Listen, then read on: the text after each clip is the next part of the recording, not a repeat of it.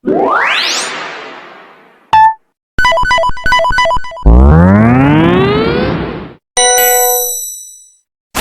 teman-teman Panata, selamat datang di acara Panatalk, podcastnya Himpunan Mahasiswa Teknologi Media Panata Bumi.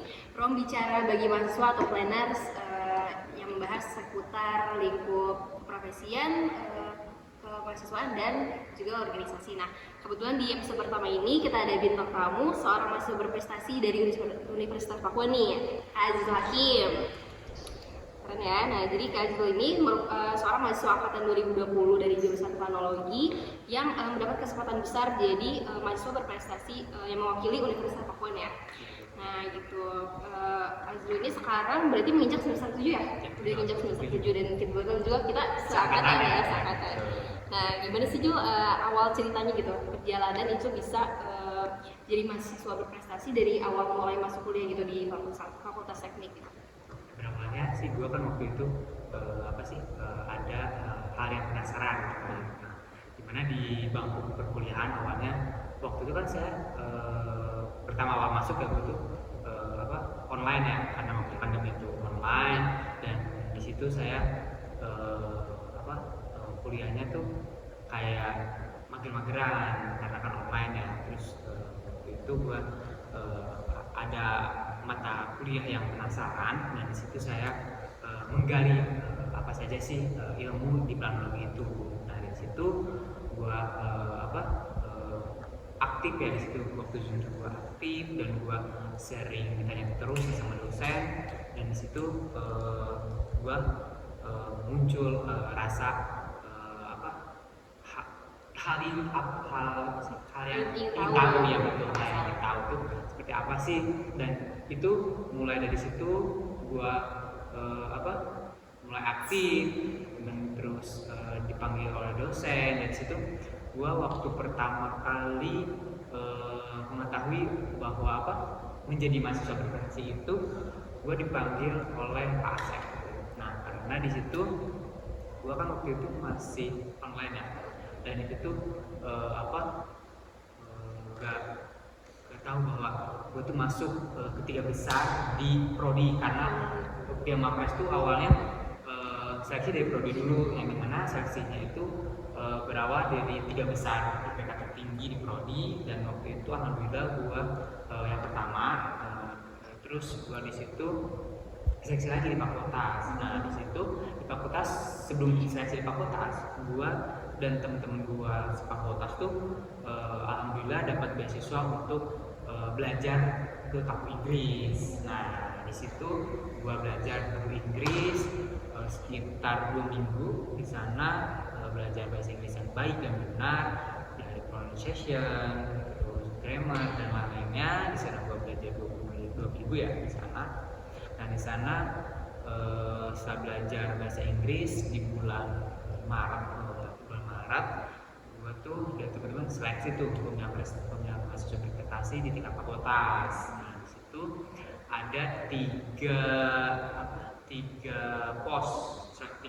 tes itu ada 3 tes. Yang pertama tes gagasan kreatif. Nah, di situ tuh kita benar-benar membuat ide dan karya tulis ilmiah di situ tuh. Ya, katanya itu di situ membuat bagaimana kita mengeluarkan ide kita. Dan di situ gue memilih idenya pariwisata yang dimana di Desa Karangtengah untuk menindaklanjuti konsep pengembangan pariwisata di sana. Dan di sana gue memaparkan gagasan kreatif gue di sana. Dan yang kedua ada pos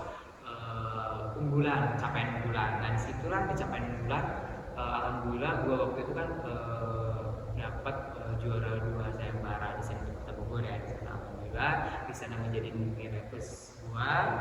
Terus yang ketiga itu ada pos bahasa Inggris. Nah, di pos bahasa Inggris ini yang telah belajar di kampus Inggris, dan gue waktu itu nilainya tuh di bahasa Inggris tuh kelima ke 6 gitu ya, karena gue terendah gitu, karena gue udah bisa bahasa Inggris kan. Kalau sebelumnya bahasa Inggris gimana ya kan. Nah, di situ gue rendah di bahasa Inggris, tapi karena bahasa Inggris tuh 20% gitu nilainya, dan alhamdulillah gua tuh tertinggi di capaian unggulan karena capaian unggulan tuh 50% ya kan. Nah di situ gua ngumpulin sertifikat maupun sertifikat pelatihan, webinar dan lain-lainnya yang mencakup penilaian di universitas itu di fakultas. Nah di situ gua seleksi di bahasa Inggris gua rendah karena gua benar-benar gak minat ya bahasa Inggris dari dulu gua gak bisa bahasa Inggris karena ya guanya gemar gitu kan. Tapi pas waktu itu gua belajar di kampus Inggris yang lumayan ada kemajuan lah gitu kan. Di situ gua dapat alhamdulillah juara satu tingkat fakultas, juara satu mahasiswa tingkat fakultas. Nah di situ gua ikut seleksi di tingkat universitas. Nah di situ di tingkat universitas gua tuh jangka waktunya cukup lama sih, ada sebulan di bulan puasa kan, bulan puasa ya. Dan kebetulan waktu itu gua kuliah terus kesurupan lapangan. Ya kan waktu dulu itu serba apa? Pas studio wilayah. Ya kan? Iya, pas Di kabupaten kan. Nah di situ gua mulai revisi itu, mulai dari data gua, terus menambahkan capaian bulan, terus dan bahasa Inggrisnya. Nah bahasa Inggrisnya itu waktu di universitas tuh berbentuk video. Nah videonya tuh mengenai SDGs. Nah SDGs ini berkaitan waktu itu gua tuh berkaitan dengan ekonomi, karena kan dengan merencanakan pesisir ya. Dan waktu itu dosen pembimbing gua tuh Budi Wilis, dan alhamdulillah gua di situ membuat video yang dibantu sama teman-teman dan dibantu doa oleh orang tua dan dosen dan teman-teman yang memberikan support gitu kan. Di situ gua semangat dan alhamdulillah gua waktu itu buat videonya karena gua yang bahasa Inggris itu ya. Iya waktu itu kan karena gua pronunciation-nya tuh kurang gitu kan. Terus begitu waktu itu tuh seleksinya tuh pengumpulan berkas kan. Nah di situ pengumpulan berkas tuh di awal bulan April setelah pulang dari Klaten gitu kan. Pengumpulan berkas dan waktu itu alhamdulillah waktu seleksi itu alhamdulillah gue tuh nah di sini waktu dari awal tuh benar-benar kita harus aktif gitu kan, aktif dekat dosen gitu kan, aktif benar-benar organisasi nih. Penting karena nilai organisasi ini nilai tambah kita, skill kita kan di situ kita mulai dari public speaking kita ya kan, terus problem solving kita untuk memecahkan masalah yang benar-benar karena suatu masalah itu pasti terjadi gitu kan. Di situ kita bisa memecahkan masalah, public speaking bagaimana. Dan di situ berawal gua masuk ke Mapres Universitas. Alhamdulillah gua tuh waktu itu ikut sama dosen pemberdayaan kepada masyarakat. Terus di situ alhamdulillah dapat hak cipta ya. Cipta, alhamdulillah di situ ada 3 hak cipta gua dan dosen-dosen, dan ada beberapa teman gua gitu kan. Ada 3, terus ada jurnal, publikasi jurnal, yang dimana publikasi jurnal itu waktu itu tuh bersama Bu Lilis, karena itu dengan pengabdian kepada masyarakat di Pasir Putih itu kan. Di situ Bu Lilis tuh masukin jurnalnya tuh ke internasional. Nah di research internasional gitu lah. Nah itu hampir di situ plus gua di capaian bulan, karena kan capaian bulan tuh 50% ya, 50%, gagasan kreatif 30%, dan bahasa Inggris itu 20%. Nah di situ pas seleksi di universitas gua tuh presentasi gagasan kreatif pertama tuh sendiri ya gimana ya pertama. Dan waktu itu gua memaparin, menjelasin ke juri-juri itu benar-benar gemeter, terus sendiri gimana keringat bahasa gitu ya. Dan itu waktu itu gua setelah revisi yang perencanaan pariwisata, karena gua gagasan kreatif perencanaan wisata, dan itu hampir lancar. Waktu presentasi lancar, alhamdulillah tuh beres selesai, gue istirahat dulu tuh. Terus yang kedua tuh karena 2 pos. Nah kan yang bahasa Inggris itu kan bentuknya video ya. Nah ya video itu gitu. Jadi di pos bahasa Inggris kita nggak dites kita nggak ngetes tadi nggak. Jadi cuma ngumpulin video itu. Iya betul, cuma video saja, dan itu pun didengar oleh juri doang, kita nggak bisa mendengarkan di ruangan khusus gitu bahasa Inggris sendiri. Dan itu yang kedua tuh gue di pos capaian bulan. Nah di situ tuh gue benar-benar santai gitu kan. Di situ ada jurinya dari teknik juga ada gitu waktu capaian bulan tuh. Terus gue santai biasa, gak tegang di situ mah. Nah waktu itu juga gak santai doang gue itu di capaian bulan gak tegang karena di juri-jurinya tuh santai kan. Nah di situ gue santai juga, gue biasa dan ditanya-tanya tuh mulai dari awal perjalanan gue dunia perkuliahan gimana, terus gue kok bisa kamu sampai saat ini gitu, sampai ke detik ini. Jelasin tuh panjang di situ gue cukup lama di situ, setengah jam gitu kan, karena kan cuma 5 fakultas ya gitu. Kayak fakultas hukum tuh mau bikin diri, terus yang itu fakultas ekonomi, MIPA. Nah gue tuh waktu itu bersaing sama MIPA karena MIPA bener-bener dia ada sertifikat sebenarnya internasional gitu kan. Terus dari itu gue di capaian bulan cerita-cerita, terus mau ke dunia karirnya bagaimana, terus waktu itu ada membentuk katanya itu kaitan dengan orang tua gitu kan. Nah di situ orang tua yang benar dari juri gimana lah ya gitu. Terus waktu itu gue tuh masih ingat ada pesannya gitu di situ, jangan lupa ibadah gitu, jangan lupa ibadah, terus orang tua, dan kita benar-benar usaha kita yang kita usahain gitu ya, benar tidak mengkhianati hasil kita ya gitu kan.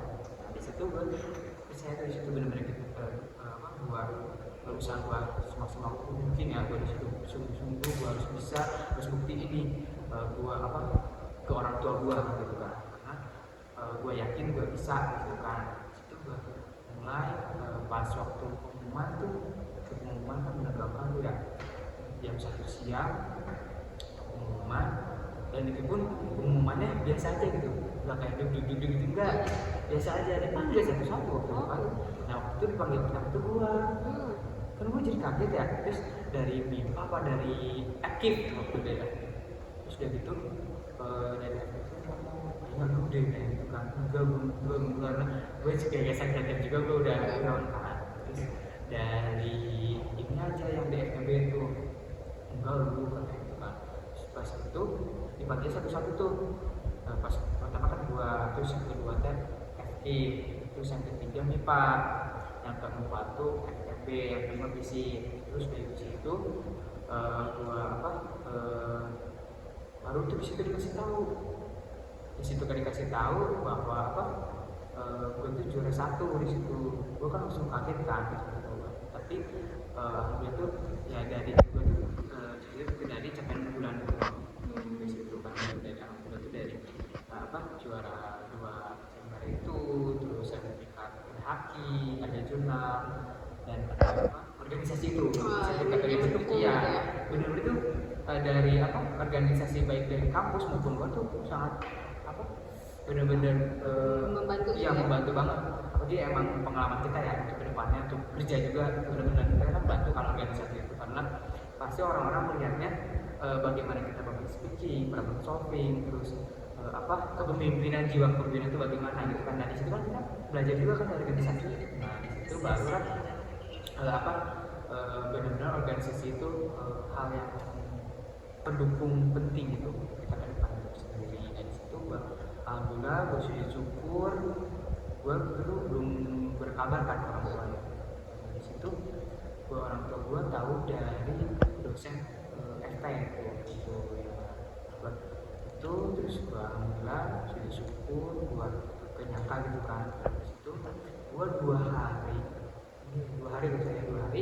gue tuh harus revisi. Iya itu gagasan kreatif, video, terus ngumpulin lagi sampai bulan untuk ke tingkat wilayah kayak Aldikti, lembaga yang wilayah Jabar Banten gitu kan. Nah untuk ke tingkat provinsi Jabar Banten, dan di situ pengumpulan secara online gitu kan. Di situ gua pengumpulan, dan itu pun mendekat karena cuma 2 hari tuh.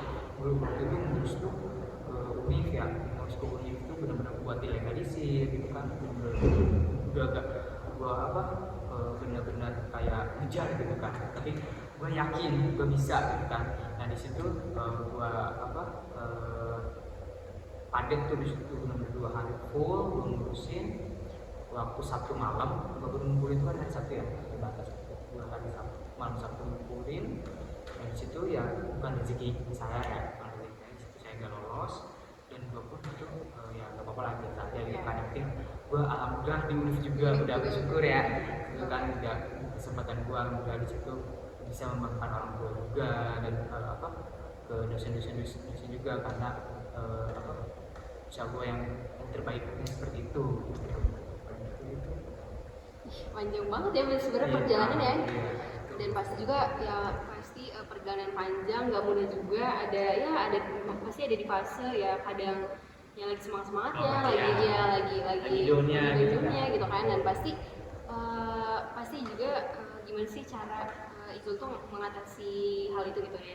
Mungkin ada nggak sih misalnya dari inspirasi gitu, dari inspirasi yang bikin Izul itu masih tetap semangat gitu, ada nggak inspirasi?